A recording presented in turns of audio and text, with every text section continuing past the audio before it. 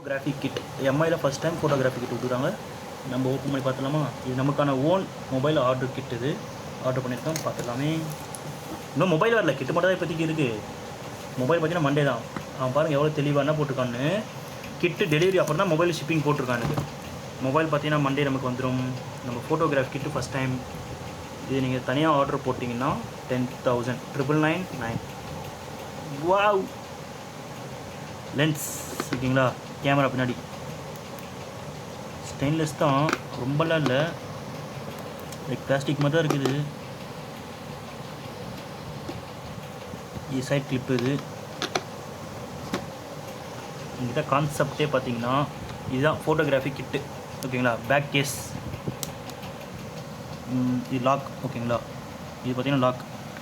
இதுதான் 2000 mAh battery with நம்ம photography clicking